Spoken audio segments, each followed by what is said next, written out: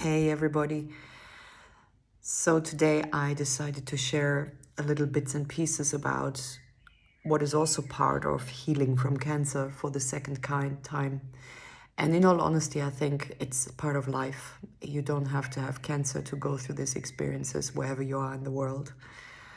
I almost wanted to say I was plagued, but plagued by deep suppressed emotions that I have a hard time feeling, and I have a hard time regulating, and I have a hard time being present with. And in the last few days, I felt an enormous rage and anger.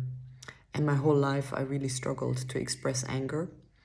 And it's been better in the last few years. I've really worked on it. I've trained, literally went to courses to express my anger and to get really physical with it and to throw it out and to be really present with rage, so that these emotions don't take you over, but you learn to be present and not so much control them, but control yourself while you're feeling them. So I've done all that work, but then you're living life and you are going through the healing journey of cancer. And in the last few days, really honestly, I just had enough.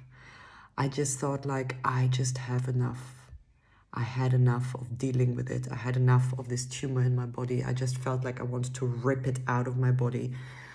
I was becoming impatient. I was becoming tired of it. I was becoming really like, enough of it, enough. I just want to be healthy. I want to dance. I want to move. I want to eat. I want to enjoy life. I just want to be, and do what everyone else does, live lives. And I could feel this really strong energy inside of me, and for the people that know me personally, I'm a rather chilled introvert person, and this whole expression of the emotions coming out, and life force energy wanting to come through my body and being quite messy, I just had a really hard time. I felt sorry for myself. Then I kind of got over that, out of that victim state. And then I felt compassion for myself and I had to cry a lot. And yesterday night, I was on the floor and I was just sobbing and sobbing and sobbing. And I couldn't say why I was crying. I mean, obviously, I'm healing from cancer. There's plenty of reasons why we people on this planet can cry. You watch the news and you start crying. But I was just crying and crying and crying and crying and crying. And I could not stop anymore. And then I asked my husband, can you read out of the book about trees? And that's kind of my go-to, pull myself back into a state of distraction. Not that I don't want to not feel my feelings, but sometimes you just need to make kind of a switch to get yourself out of this enormous emotional state. And I really felt like I need that. So he started reading out of this book that we read almost every day. And it's written by a guy that loves trees, and he's not so much going into the spiritual side of it. He's like a scientist, a researcher, and he travels around the world and describes trees, from a biological perspective, but he weaves a lot of wisdom of life into the stories. And yesterday, I have to cry about it really, he wrote about this amazing tree that finds renewal no matter what.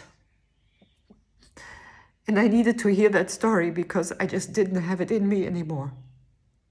And this is also the truth of what we all go through life, that sometimes we feel we don't have the strength anymore to carry on. And then something or someone, a book, a prayer, an animal, a smile of a stranger on the street, just reminds you that you are alive in that present moment. And that gives you the strength again to breathe, that gives you the strength again to focus, that gives you the strength again to really be appreciative of what you have in that moment. So when I was listening to this beautiful tree that is called the taxus, that can turn thousands of years old and survive under extreme circumstances and always finds a new way of creating roots that go deeper into the earth. and that stands for resilience and healing and resurrection. I just really felt so touched, and this whole story was so soothing to me, that I calmed down.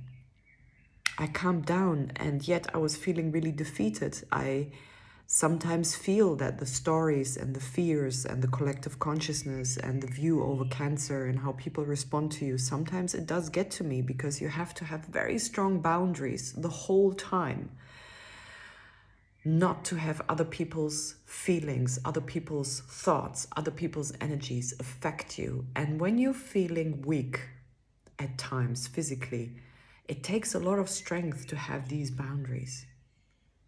Sometimes I lose it. And this weekend I had a couple of times where I just felt really weak. And then I was in connection with people, and everything they felt and said and sensed and the behavior just went right into me. And I struggled with it so much. And I had to get it out again. I had to come back to myself. And it's like an analogy of my life, you know? Boundaries, the sense of self, connection, presence, and just going through the whole life experience. I am a really strong person, and yet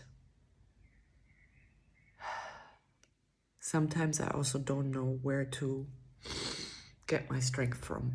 And then I need prayer, you know? Then I need to get the bigger picture, to really, really pray for the depth of my soul, for the depth of opening my heart again, you know, to the present moment, and be grateful that I'm alive, that I'm recording this video now that is gonna reach somebody that might really need to hear what I'm sharing today, because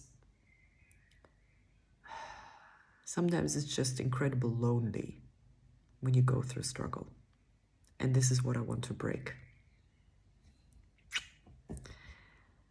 Be loved, whether you feel lonely or weak today, because I know deep inside of you, the divine being of your heart knows exactly what to do in order to help you through the day. So much love.